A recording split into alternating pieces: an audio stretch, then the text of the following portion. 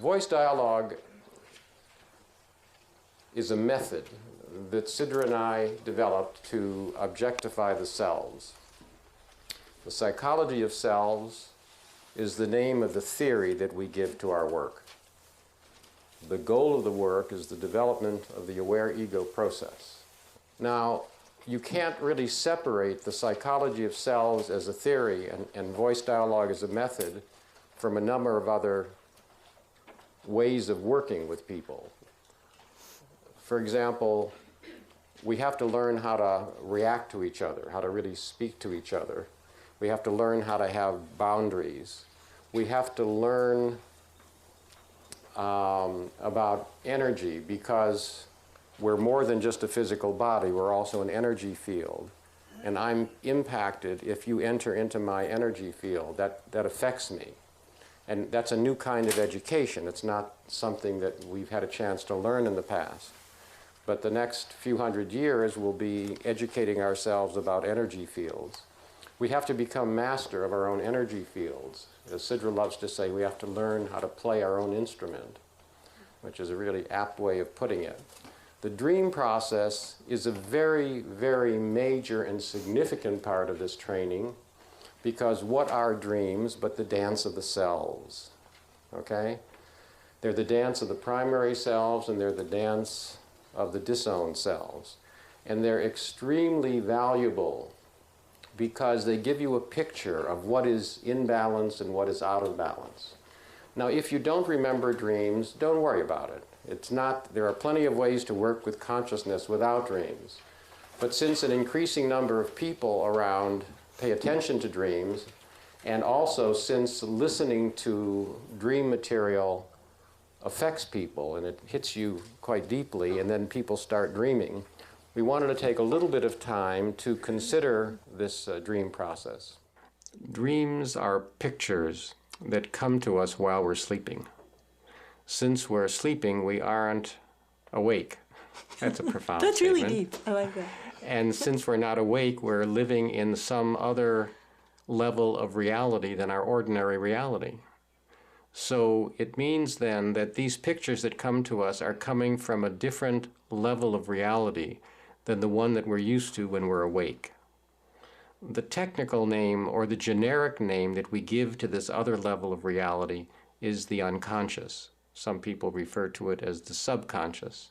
From our perspective, those are just differences in the depth of the different reality. Ordinary reality, subconscious reality, unconscious reality. Unconscious reality then can also exist at many, many different levels. So some of these pictures that come to us and bring scenes that are very, very personal, very much related to our everyday life.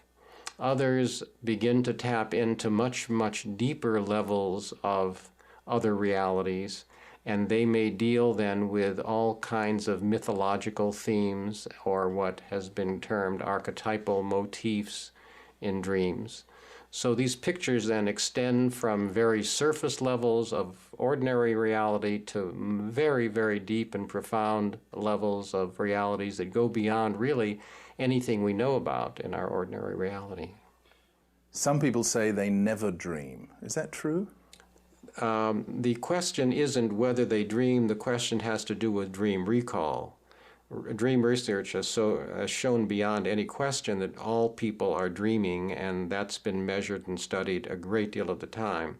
But it is a fact that some people remember their dreams and some people don't remember their dreams. It is not a bad thing to not remember your dreams, because there's a lot of ways to work on yourself. I mean, one can meditate, and one can work in all the different psychological ways. One can do spiritual work. So the people that don't remember dreams have a lot of options in terms of how they work with them. It is the case, however, that when you expose yourself to dreams, when you listen to people talking about dreams, when you read about dreams, when you get off the freeway of life and are not racing 24 hours a day, and you have time at night, or especially time in the morning when you first wake up, or if one has a pad of paper so that you can jot down a dream. So when you attend to the dream, many people who don't remember dreams will often begin to have dream recall. Okay, now let me just say that the dream process, as I said, it's the dance of the selves. So let's just take a look at some of the basic kinds of dreams that we have, and I want you to see how an understanding of the psychology of selves allows you to make sense out of dreams. Let's take the very common dream that you're up in a very, very high place, okay? Now, from what you know about the psychology of selves now, okay, what would it mean to dream that you're up very, very high in a very tall building and it's not safe, or you're at the top of a mountain and you can fall down? What might that mean? Insecurity. Huh? Insecurity. Yeah, but what selves are involved in being up high? What are making you insecure? Huh? Your rational mind? Your rational mind. mind. So that would be one thing that keeps you up high off the ground. And what other self might keep you away from the ground, away from your own physical body, away from your emotional reactions? Spiritual self. Spirituality, you got it. Those are the two main selves, and there's one other There's one. one other one. That's more sophisticated. And that's the special one that has to be great or best. The high, better than everybody else, a kind of a competitive special self. And if you have to be the best, you can always fall off too. Okay, so there's a dream that you know, I mean, 20–30% of dreams involve that motif of being up high and falling, okay? Is it possible to be conscious of your dreams while you're dreaming? Some people have developed that talent. And very often in the transformational process, when people work with dreams, you will see develop in the dream process the emergence of the aware ego, in which while the person is dreaming, you are there watching the dream, and literally there's an aware ego watching the dream going on. So yes, that can happen. Sometimes it's a combination of training, specific training, but usually it's a natural result of the transformational process. Is it useful to remember and write down your dreams? It's useful if you're motivated to do so. The greatest danger about asking people to write down dreams or telling them it's a good idea is that the critic takes over the function of determining that you should write down your dreams. Then when you start to not write down your dreams, the critic is on your case because you're not writing down the dreams, and whatever good there is from writing down your dreams is lost by the power of the critic. So the answer is, at different times in our lives, it's very valuable to record dreams and pay attention to them. But we shouldn't feel compulsive about it, and we shouldn't feel that if other times we don't write them down, there's nothing wrong with that. Are the things that we experience in dreams useful to us in any way? Well, that's, of course, why we pay attention to dreams, because this other order of reality that we call the unconscious has a number of different properties. And one of these properties is that it seems to have an intelligence. What I mean by that is that it seems to promote the development of consciousness in us. It's as though the unconscious wants us to learn about all these different selves, and it's constantly balancing what we know and don't know. If we are too much identified with a certain way of being, the tendency of the unconscious is to come along and show us that we're too identified with this particular thing. And we'll give examples of this later. And if we have disowned energies, selves, then the unconscious comes along and shows us very, very clearly that we have disowned them. And it does this sometimes in very funny ways, other times in very, very serious ways. It also really lets us know when it's time to claim a disowned self.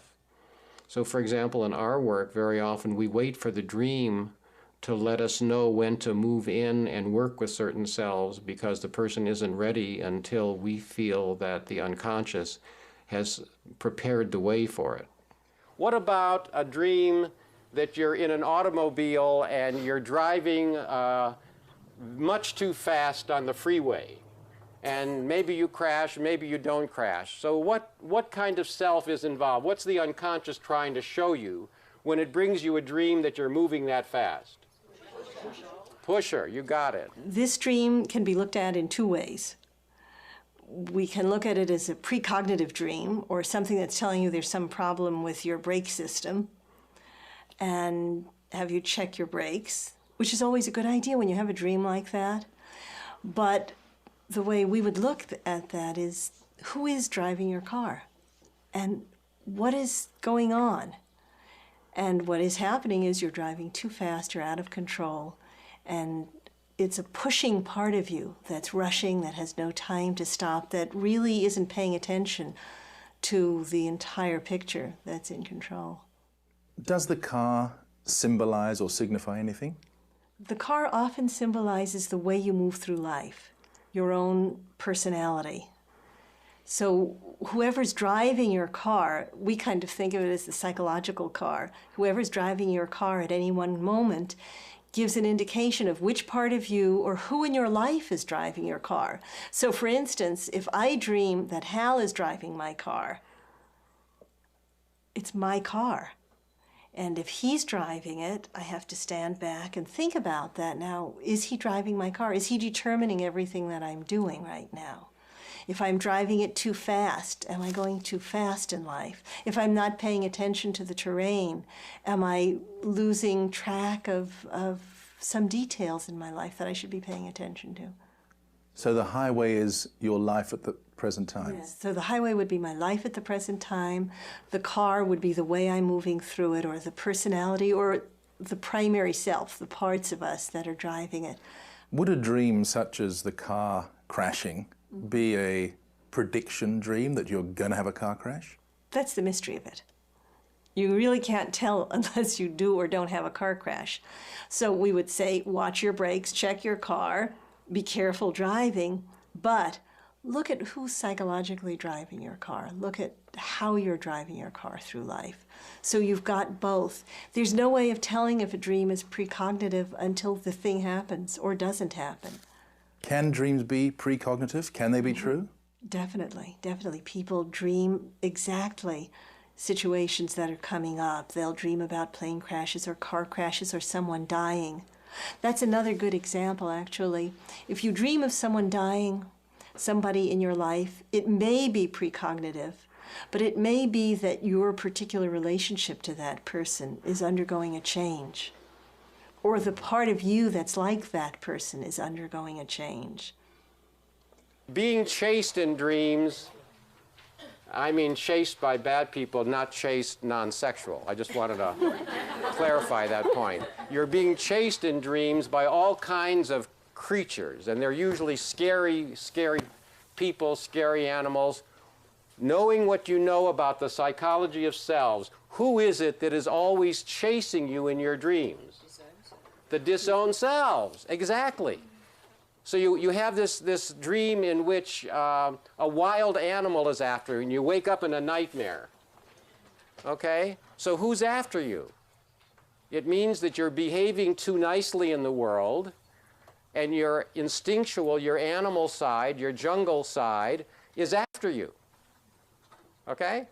That doesn't mean you have to become a jungle person. It just means you're out of balance. Does that make sense? You know, in the growing up process, we're trained to be a particular way in life. And when we are that way, when we become socialized, our animals or our dark parts or the less socialized parts have to be repressed or put away or disowned. And the dark animals or the scary animals chasing us are the disowned selves that are trying to catch up to us. And in the dreams, we're running away from them. Very frequently, you could see the process in the dreams. So, for instance, a man has all his life dreamt that there's a lion chasing him. And he always runs from it, and he wakes up in a panic. Now, this is a man who's very good, very responsible, very sensible. He's always disowned the parts of him that are like a lion, that would be more ferocious and more instinctual. As he separates from his good, responsible part, not becoming irresponsible necessarily, not becoming bad, a bad person, he becomes less afraid of the lion. And then at some point in the process, he's going to stop and face the lion, or the lion is going to come up and be a friend, and he's going to either look in the lion's eyes. Usually that's what it's like. They look in the lion's eyes, and they get the strength, they feel the strength coming into them. And does this signify a change in the person? This would be very significant of a change in the person, that he's no longer afraid of his lion energy, and that he now has access to that. He has access to the power of the King of Beasts. Can anybody think of a dream of somebody chasing them? Short dream, quick. What was chasing you? Bad bands, like a murderer, kidnapper type person. Okay, Okay, and what is your primary self in terms of bad and hurting people? Nice, basic. Okay, so would you repeat that, Sidra? he's a nice pleaser. So, and he wouldn't hurt people. He wouldn't hurt people on a bet.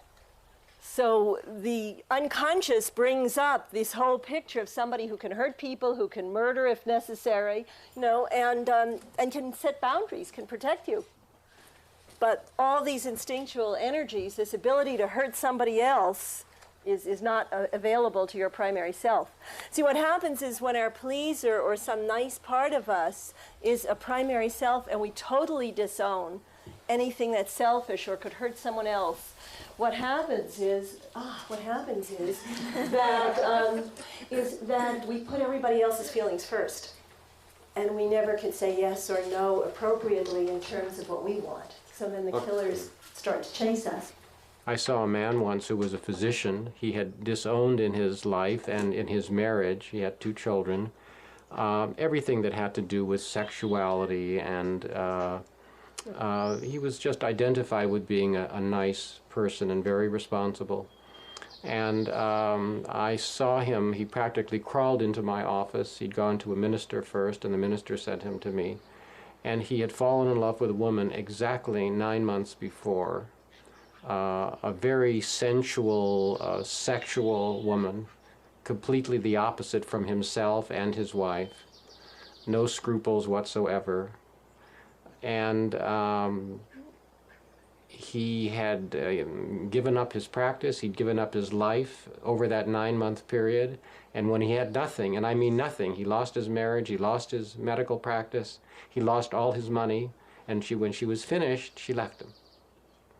And he came to see me. I asked him if he remembered any dreams, and he remembered a dream that he had the night that he met her at a party.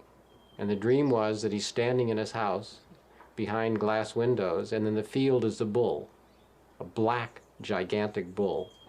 And he looks at the bull, and the bull says, and he says, the bull wouldn't charge me.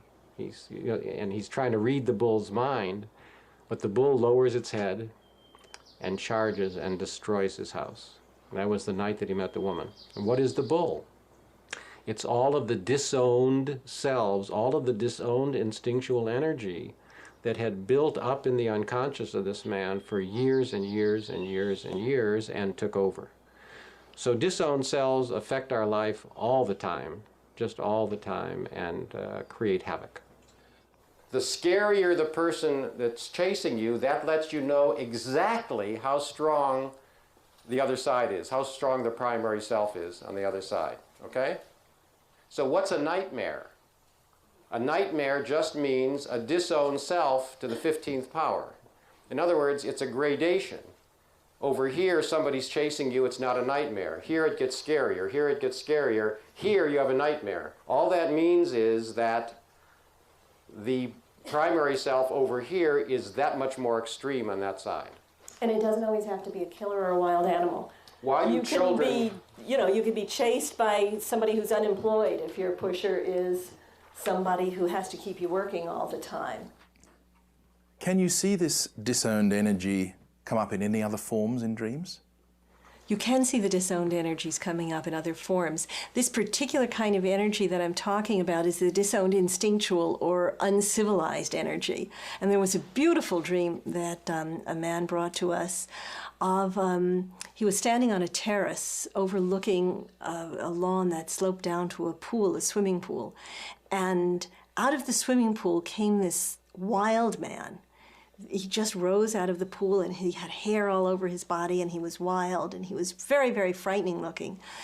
And as he walked up the lawn closer and closer to the dreamer, his hair started falling out and he became much more civilized looking. And when he finally approached the dreamer close enough, he was very handsome, very strong, and then the dreamer, the ego of the dreamer, embraced him. And that was a beautiful picture of a transformation of this energy that when it's disowned and it's far away, it's very frightening. And as it moves in and it moves closer, it becomes a part of you and it becomes very beautiful and powerful. So for that man who was dreaming, the wild man signified the parts of himself that he'd lost touch with? The wild man signified the uncivilized parts of him that he had lost touch with as a young boy when he was trained to be a good boy. And having a dream like that for somebody, would that actually alter how they felt about themselves or alter their abilities in life? For this man, it did alter the way he felt about himself and his abilities in life. It gave him some of that strength, some of that animal strength back, and the ability to know what he liked and disliked, what he wanted to do and what he didn't want to do. Because in the socializing process, which we have to go through to be able to live together, one thing that's interesting to think about is all the unsocialized people, all the people who carry what are our disowned selves, are in jail or in trouble someplace. Okay, so at any rate, as he grows up and as he becomes civilized and he learns to behave himself, he has to get rid of lots of energies, and he has to often unlearn what he wants and what he doesn't want. We very frequently forget what it is we want to do that we're not doing and what it is we do not want to do that we do anyway. Why do children dream of monsters attacking them all the time? Why is that such a common dream in children? What's the primary self of most of us as children and of most children that requires the unconscious to have them attacked all the time by monsters? Why is that so common? What's the primary self? Pleaser. We have to make children nice at some level. It's a question of how extreme that process is. But the monster dream is the natural, we call it the natural compensation or balancing of the unconscious to a primary self that has become too positive and too over-socialized. So you see what the psychology of selves gives you once you begin to sense into it? It gives you a way of understanding dreams very quickly. Let's sum up the points so far. Voice dialogue is a technique to objectify the selves. The psychology of selves is the name given to the theory behind it. The goal of the work is to develop a strong, aware ego. When the work begins, there is often an increase in dreams. Dreams are pictures which show the dance of the selves from a different perspective, a different state of consciousness. Many dream figures can easily be defined as selves in different guises, attempting to bring the psyche into balance. The unconscious seems to have an intelligence that promotes the development of more consciousness within us. So, Hal, do you have any dreams and some ideas of what they mean? I have a few thousand, but I'll take a few. I'm also very, very interested in this issue of the disowned instinctual energies because they cause so much mischief. And when these instinctual energies are disowned, they get projected onto the world, onto people in the world, and they become the bad guys. But one very, very funny one was a woman in England that worked with us in one of our workshops, and she had a dream that, well, she was a New Age person. She went to all the workshops, and she was very spiritual and very loving and very caring. And unfortunately, the New Age movement is a little bit unbalanced in terms of the disowning of the instinctual energies. In her dream, she walked down into the basement of her home. And as she walked down into this basement, there were cages filled with tigers and lions, all the wild animals of the jungle, and they were all asleep, listening to New Age music. That the New Age music had put them to sleep. That doesn't make New Age bad. It just means that it's not balanced. What the unconscious does that's so beautiful is it doesn't say that this is bad, it simply says it's unbalanced. So what a dream like this forces her to do is to pay attention to, what am I doing? How am I unbalanced? How are my lions and tigers being lulled to sleep in this way? So what did the lions and tigers hold for her in a practical sense? Well, it would be her ability to meet life and to growl, to make noise, to be aggressive, to be assertive, to be selfish, to not be conscious all the time. You see, what someone like this does is they define consciousness as being loving. And consciousness isn't being loving. Consciousness is being everything, you see. So when loving becomes your goal and unconditional loving becomes your goal, then the whole instinctual sphere gets left out. It gets put to sleep. So the dream is really a perfect image of that. So why would people be drawn into a New Age scene, believing it to be consciousness, and yet be so wrong? Well, the yearning for God is so deep in people. The spiritual movement is, of course, based on the yearning for God. People really want to join with divinity, and that's a very beautiful and very true feeling and motivation. The seductive part of it, however, is that it goes along with a lot of rules about how you should get there. And if you are trained by gurus, teachers, therapists, ashrams that teach you that the goal is to be loving all the time and to be compassionate all the time, then those ways of being become literally primary selves, and they drive the car. So you're always trying to be loving. You're always trying to be compassionate. You're always trying to be unconditional in your giving feelings. What happens is, as soon as you try to be a certain way, and that's the key, try. As soon as you try to be a certain way, underneath your kingdom, a garbage dump begins.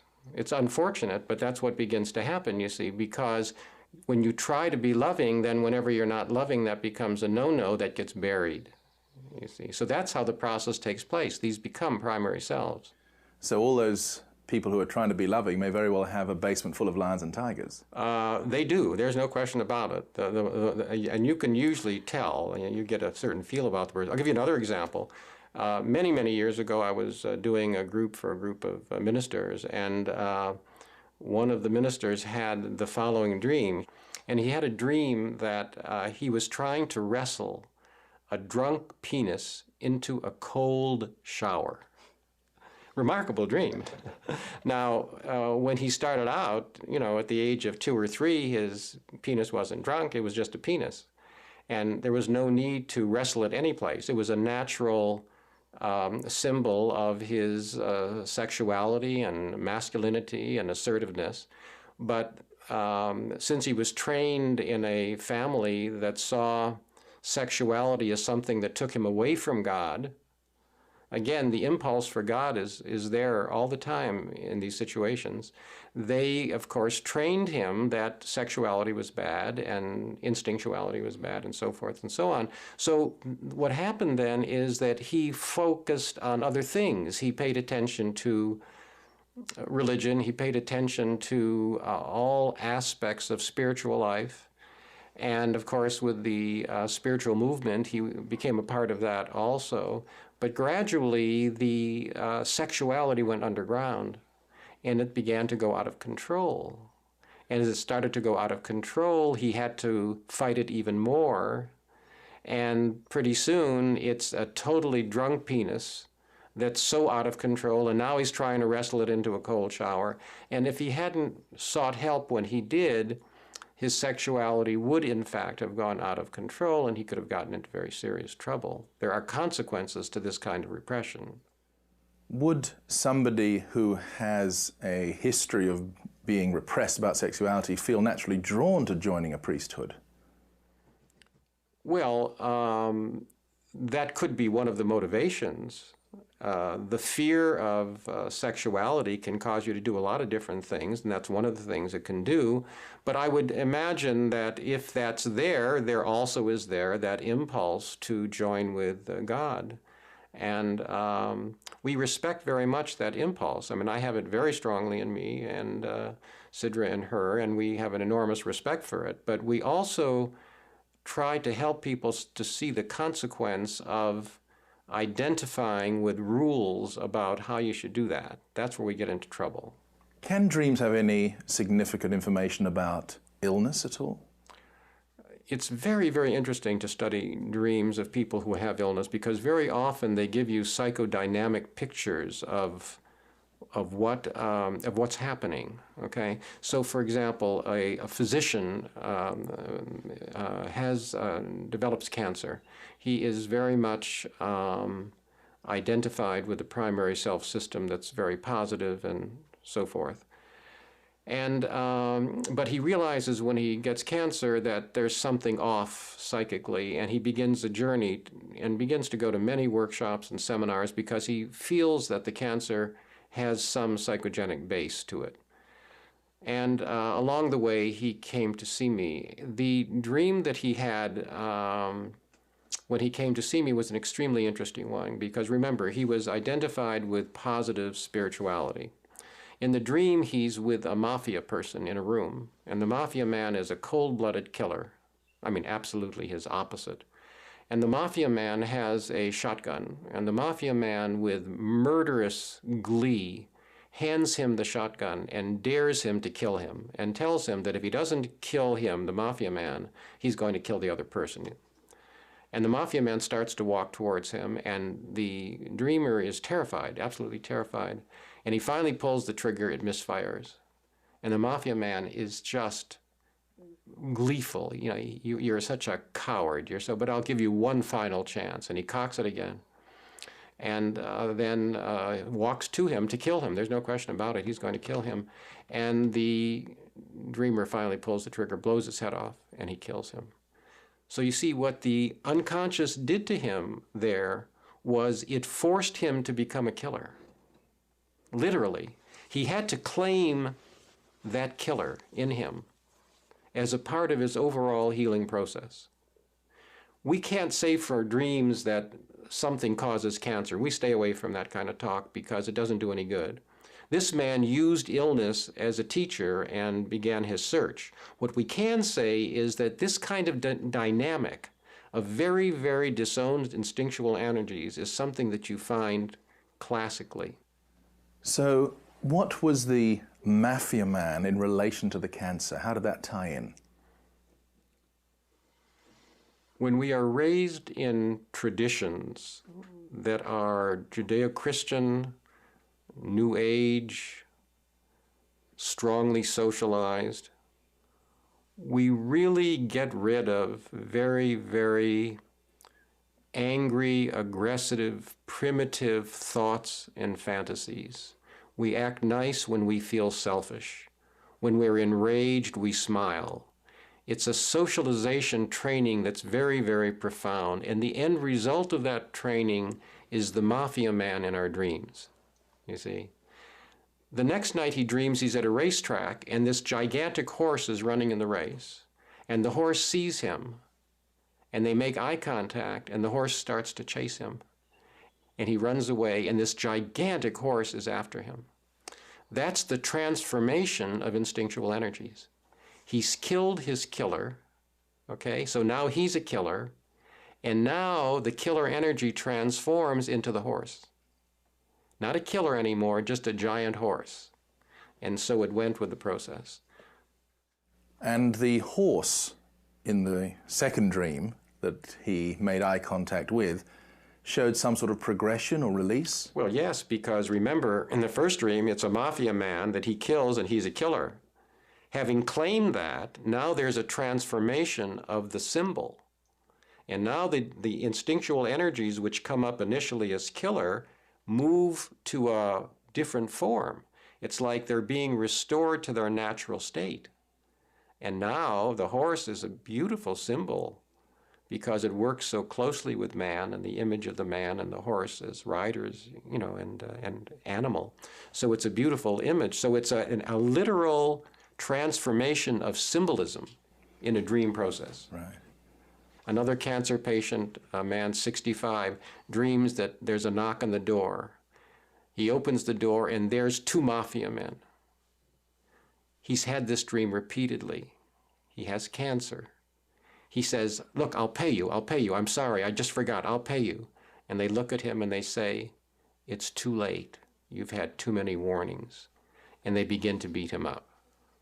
And he was dead within a few months after that.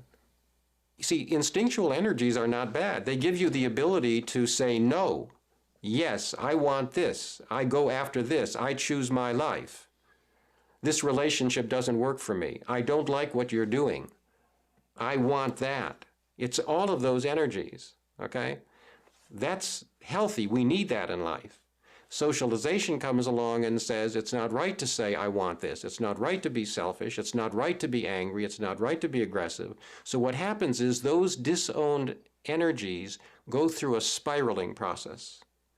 They spiral and they get bigger and they get fatter and they get more and more out of control and they get more and more negative. And pretty soon, instead of being normal, natural impulses that move you into life, they're these killer energies that turn against you. They turn against you, and that's one of the reasons why the inner critic, that self-criticism certain people have that we call the inner critic, is so murderous in the way it deals with people, because it's as though this killer energy can't go out into the world to protect you. And so it shifts track, comes back through the critic, and beats you up. So if you wanted to express these killer energies that can turn on you, obviously people don't want to become killers or, extremely aggressive or something in life. Can you express them perhaps in other ways, creatively, artistically, or in any other way? You can work with these kinds of energies in a lot of different ways. You can paint these instinctual energies. You can work with them in sculpting formats. You can work with them in voice dialogue. We do that all the time. There are a whole variety of ways to look at that. But basically, it means examining your life to see what is it that you're not doing that you need to do for yourself, because there's a boundary issue. In this case, this man had a partner who cheated him blind for 30 years. He knew he was being cheated. He never did anything about it. And it went on and on until finally the end came. You see, and he was being forced by the unconscious through repeated dreams to pay attention to the cheating that was going on, to meet with some aggressiveness and assertiveness the challenge of this partner, but he couldn't do it. Tidal waves? Tidal waves are very good dreams. So who would just take a shot at that? Why is that tidal wave dream? What is it in us that's being disowned that requires tidal waves to come and smother the city? Wash up over us. Emotion. Got it. You got it. So the tidal wave dream is a classic dream that has to do with the disowning of emotion, and the water, is the washing over. The other kind of dream that you have classically with the blocked emotions are the toilet dreams, where you're trying to go to the toilet and you can't urinate, or you're trying to go to you go into the toilet and it's blocked, or you can't find a toilet, or you're in a house and there are no toilets, because that has to do with emotional release also, you see. So those are the two classic dreams that have to do with that, okay? The falling dream. Of course, I'm terrified of heights now. What's that got to do? The falling dream simply means that you're living either too much in your head and you're up too high, or too much in spirituality, or too much identified with being special in the world. Those are the three categories of the dream. So it's very typical for people to be up high and falling. Oh, and that dream repeats itself over and over and over again. There can be other kinds of disowned energies, and some of them are kind of funny even when they appear in the dreams. And in contrast with these powerful ones, I was thinking of 3 different dreams. One of them was dreamt by a woman who's pretty much in control and sober about her life, careful about her expenditures and her self-indulgence. So her primary way of being in the world is cautious, and as I said, more likely to be self-sacrificing than self-indulgent. And she's driving in her dream, she's driving a rather ordinary car down a street.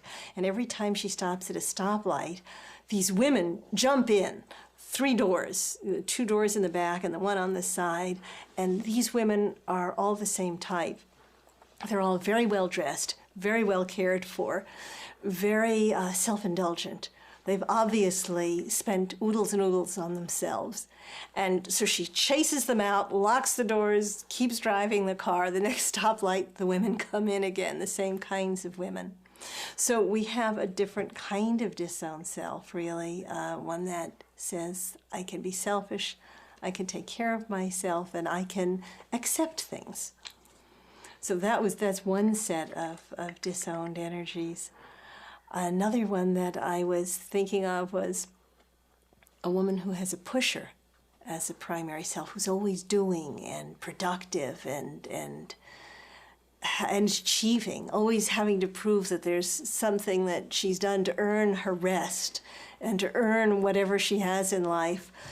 What terrifies her in dreams are people lying in hammocks. She finds herself wandering through a field where there are hammocks and people are just lying in hammocks, enjoying themselves, and her heart starts beating fast in terror. So those are her those are her disowned energies. Those are her animals that are chasing her. And then the third one I was thinking of was it was a dream that a woman had. She's a very responsible woman. She was somebody who took care of everybody and was always attracting irresponsible people into her life. And she was responsible for her daughter, whom she had with a very irresponsible husband. And he was the second or third of a series of irresponsible husbands. They were all, because she was such a rock, all the men who came into her life were kind of flaky and depended on her to take care of things. And she dreams that she's going to school. And school is a wonderful metaphor because all of these are lessons for us to learn. It's all lessons about how to become more conscious, how to separate from our way of being in the world, not getting rid of it, and bring in other ways of being and broaden our choices. At any rate, she dreams she's rushing to this classroom, and it's a class that she has flunked before. And it is a class she's had to take over and over and over again. And as she rushes in and she gets to the back of the room, she has to because she's a little bit late, she slides into her seat. She's all out of breath, and she opens her book to start taking notes. And the teacher has his back to the class, and he's writing on a blackboard. And he finishes writing, and he turns around, and he faces her. And it's her ex-husband, the very irresponsible one. So there, too, is a disowned self that's popping up over and over again.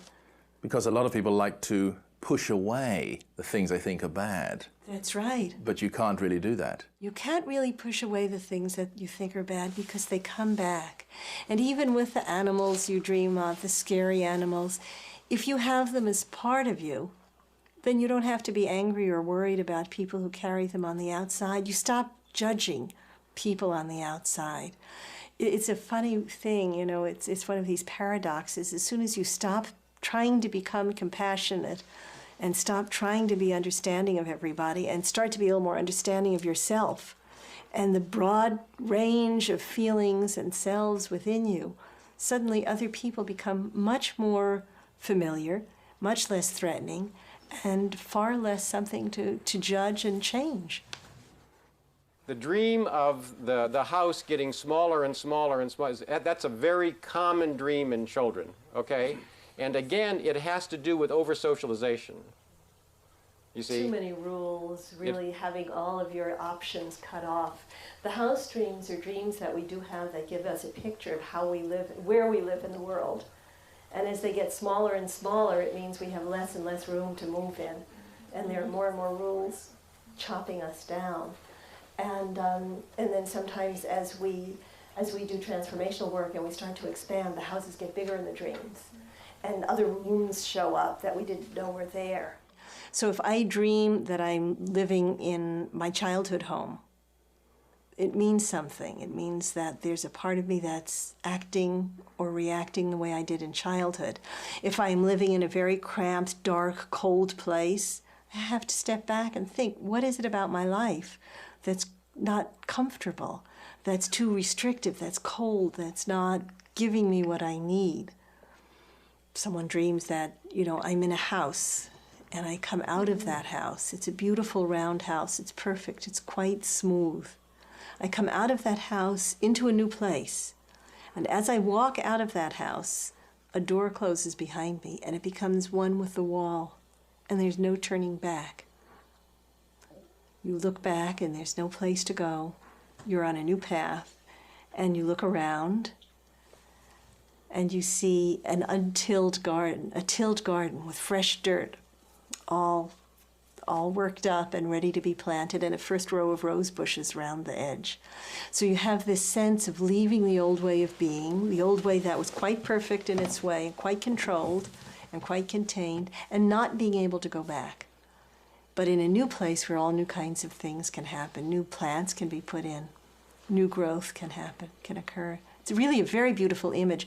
There are lots of images when people start taking their journeys of doors closing behind them so that they can't go back. Yes, the dream he's talking about is the dream of losing your teeth, where you bite into something and all your teeth fall out. And that's very much just, you can't bite into life. It's, again, the disowning of instinctual energies, of these protective, more aggressive energies, because you can't bite into things. And again, it's a dream of somebody who is more identified with being good or spiritual or pleasing. Thanks.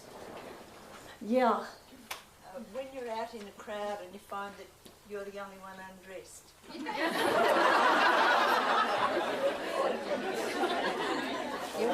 have maybe a small singlet or something, and you're trying to pull it down and everybody else is fully clothed.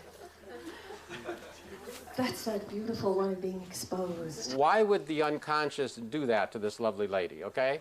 Why would the unconscious give her a dream that she's in this little singlet and she's trying to cover herself?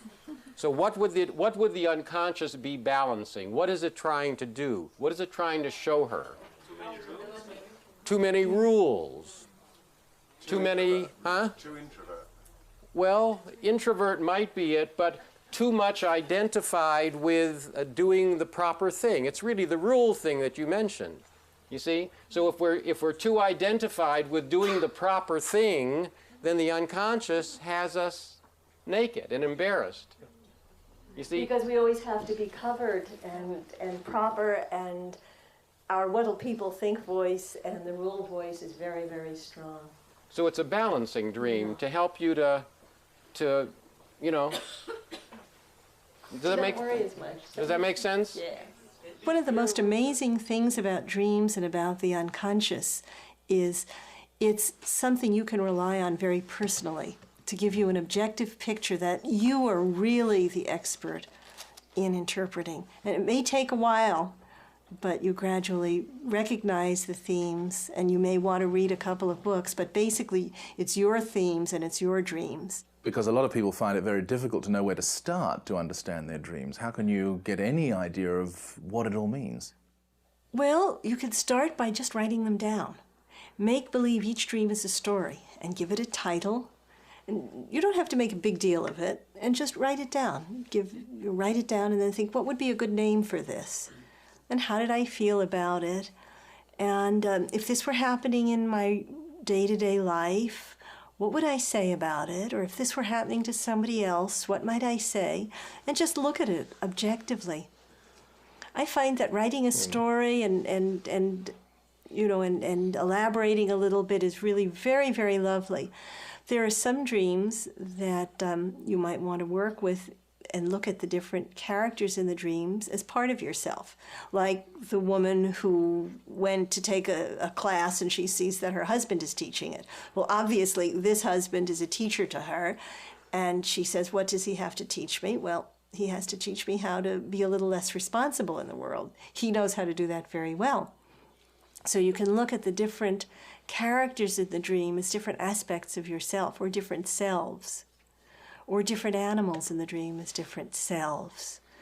There are some dreams that you just want to sit with and you don't want to do anything but just feel them or picture them, meditate on their images. There are certain dreams that we think of as numinous, that carry a kind of a magic to them. And those are ones you want to work with symbolically. Hold them in your heart, see what happens, maybe draw them, paint them, write poems about them. And slowly you'll become aware Exactly. of what they mean. Yeah. And it may be years before you know, before the full meaning of a dream comes out. That long? Yeah. You look back, some very important dreams in our lives we look back on over and over again. And they may have even instituted a whole series of actions. But when we look back on them, that's when we see the pattern, and we see that the dream had started it. But there's no reason to spend the rest of your life haunted by those dreams. I mean, that is not necessary. And there are very good people around that can move you through that material. So, I mean, I have taken advantage of therapy in my life. I have had more hours of personal therapy than all of you combined for the next 12 incarnations. Okay? And I tell you, and then that was before I met her, and then she and I, with each other, facilitated each other for 48,312 times a week. So, I mean... What I really like is he never exaggerates. I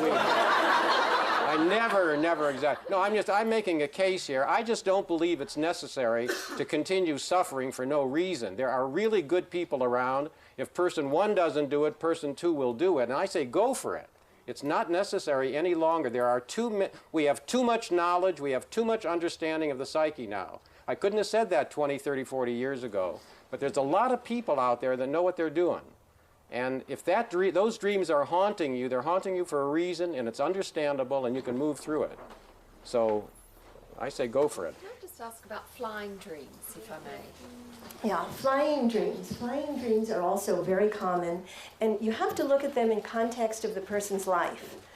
If I have a flying dream and I'm a very, very spiritual person and I'm not very grounded, or I'm a very, spontaneous, irresponsible person and I'm not grounded, I'm going to have a flying dream to show me that I'm high up and I better come down.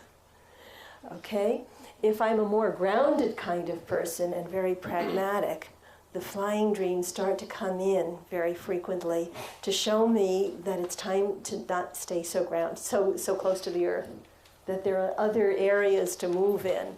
And it breaks me out and brings in other possibilities, and it brings in spirit, and it brings in mind, it brings in the opposite. So really, depending on who you are, it'll go one way or the other.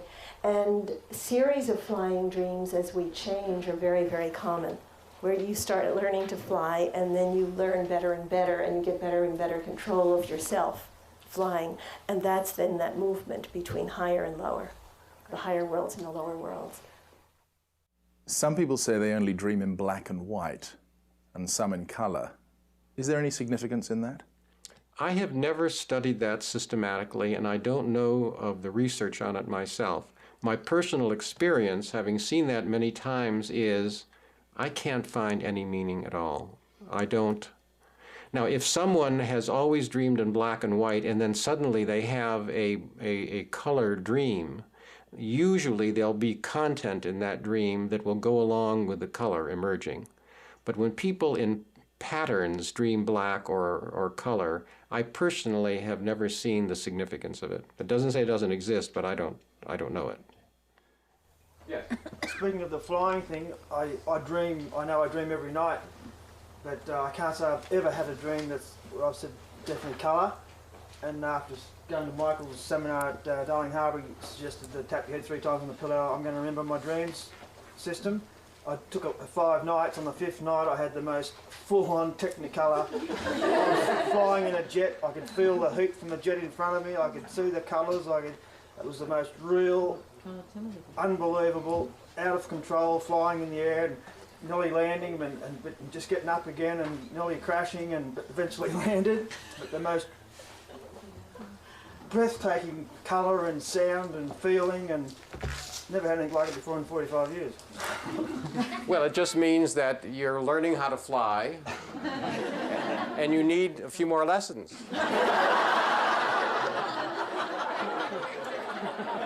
In other words, the suggestion essentially, you know, threw you into the air. You know what I mean? You started flying, and you really got the vividness and everything of the unconscious. You really began to fly. You left the ordinary earth. But that doesn't yet give you the ability to fly, so it takes years and years and years to learn how to fly. You know what I mean? So you're in the process of learning how to fly, and it's very exciting. The biggest problem that people have is that they try to comprehend dreams with their mind. It's very hard to do that because dreams are very confusing. So if people are trying to figure them out mentally, they get into big trouble. Sidra has given a whole number of different ways of relating to the dreams that don't require always thinking about them. So one of the things I like very much is, she already mentioned it, but I'll just repeat it, and that is learning to hang out with different figures in dreams. Just literally hang out with them. So you close your eyes and you just feel them. So they become a part of your life. And the unconscious likes attention. It really, really likes attention. And you don't have to understand it with your head. But if you hang out with it and give it time, it flowers. And it gives you more images, and it gives you deeper images, and it gives you clearer images. And when you ignore it, it really can turn very sour and turn very much against you. It's very striking to see how dreams change when people begin to pay attention to them. Did anybody have a dream last night, a nice, short, clear, easily understandable dream that'll make the workshop look good? Yes? If you can imagine a lot of women about to enter a store on January sales or something like that, I felt I had all these pieces, and they were jigsaw pieces, and they were all running towards this door trying to get out. And there was all this energy, and I woke up really exhausted almost in a way, because I sort of felt like it was all myself sort of trying to get out this tiny door that's just been opened, and they were pushing and pushing and pushing and pushing. But like, it was fairly obvious what it was to me anyway. Well, why don't you tell us what it was to you? It was all my different selves just starting to realise, oh, we're about to be listened to, we're about to be acknowledged, we're about to be identified. And they're all just rushing, trying to get out, saying, me first, me first, me first, me first. We'll pay you later for that. Let's sum up the points so far. Many people think that the goal of consciousness work is to become unconditionally loving. It's not. It's to become or to embrace everything. The process of socialization, when focused too intensely on the burial of the instinctual selves, causes those disowned energies to turn on a person, contributing to all sorts of difficulties, including disease. When killer dreams occur, it is useful to examine your life to see what it is that you are not doing for yourself that you need to do. Some dreams can take years to comprehend. It is useful to make each dream a story, give it a name, write it down. Identify what you feel about the dream. If this dream was happening in daily life, what could you say about it? Learn to hang out with dreams and different dream figures. The unconscious likes attention. If you pay attention to it, it will flower.